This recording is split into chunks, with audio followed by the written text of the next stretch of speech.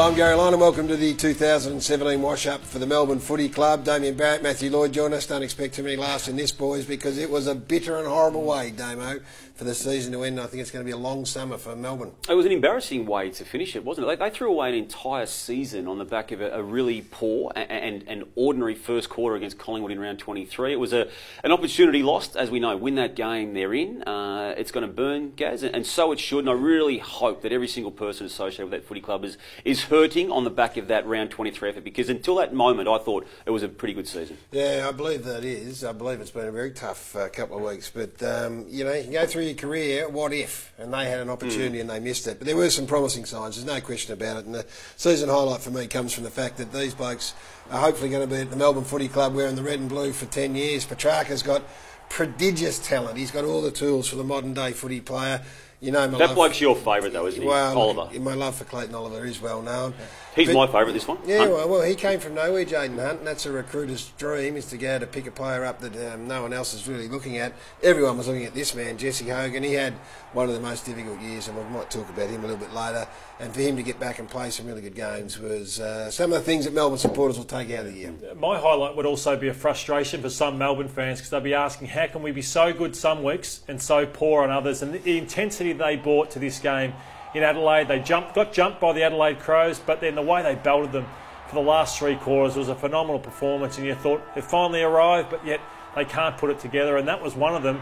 And this one was just absolutely sensational. This is when they, I think, got to 5th or 6th on the ladder, and you thought, they're going to give it a real shake this year. Could they be the fairy tale of 2017 and possibly win it like the Bulldogs did? But unfortunately, they blew it late. But two phenomenal wins from the Melbourne Footy Club. Yeah, and they were against some hoodoos that they hadn't beaten Adelaide. And Adelaide, maybe did they win Adelaide? But it's certainly not over at West Coast, not for a long time. And that brings me to my lowlights, Damo, is that again, this struggle to deal with expectation when they go into games red-hot favourites, and they were this year against North Melbourne twice. They win against North Melbourne as red-hot twice, and for about the 20th time in a row, they failed to get the job done. And that one in Hobart, the second of those two losses, ultimately cost them as much as that round 23 loss to Collingwood. Exactly, of course it does. And Freo at the G, I mean, Fremantle in the side that was struggling at the time. The Hawks were going really poorly, came up Melbourne red-hot favourite, Hawthorn bowled them over, and then, of course, that Pies loss in round 23. You touched on Jesse Hogan, and clearly it was a really difficult year for him. His father died, he was treated for cancer himself. He was suspended early in the season. He had injuries on top of the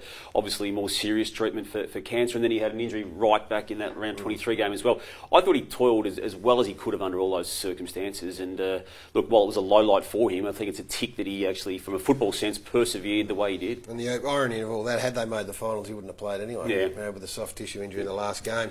Out of 5, I'll let you go first. I've given them a 5. Could easily have been a 7 had they won the last round, but just a 5 for me. I've got them 6. I know I've been critical of what they happened in round 23, but I really liked a lot of the things that we saw, particularly those upset wins that you highlighted a moment ago. I wanted to go harder, but I had to just rein myself in. No. I've given a 5.5. 5.5? I couldn't bring myself to give him a 6, Lordy, so I went 5.5. Christmas bonus, and I'm very, very happy to give this out, and it'll be a nice little suitcase full too.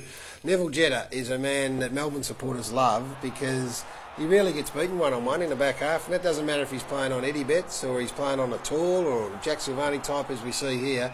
Had a fantastic year, made the All-Australian squad of 40, tackles hard, and has developed into one of Melbourne's most important players. So very, very happy to hand out a nice, worthy Christmas bonus for Nifty Nev. Yeah, very underrated. Not many Nevilles in the league. No, there's not. And mine comes from a former Bomber, and it'd break their hearts seeing what Hibberd has done, because they'd often think, where would we be if we had Hibberd, Ryder, and I think there's one other Bomber that I'm missing that could be playing for them, and Melsham as well.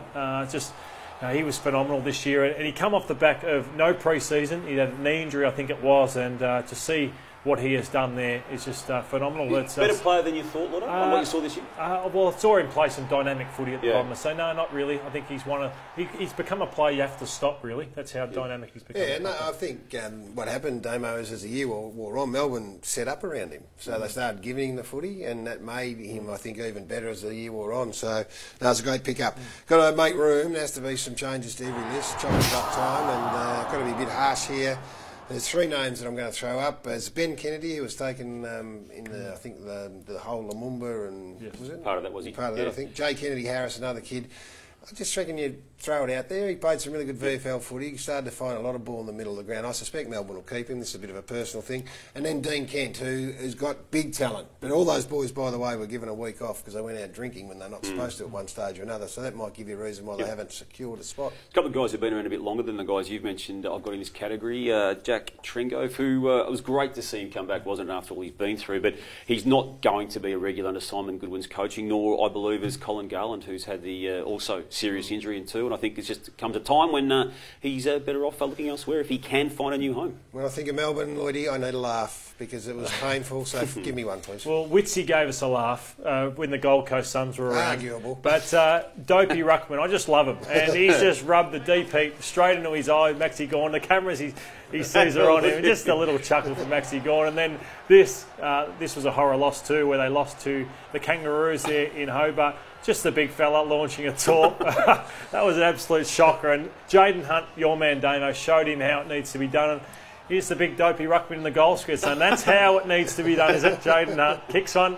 We see Gorney just enjoy that with a bit of a fist pump. Yeah, no, not bad. No, not your show. It's not bad. All right, how do we get Melbourne better? How do we find the extra 10% to get them into the finals? Hogan, we know, has got enormous ability. I'm a big fan of Sam Wiedemann. He's had a couple of years in the system now. What happened this year?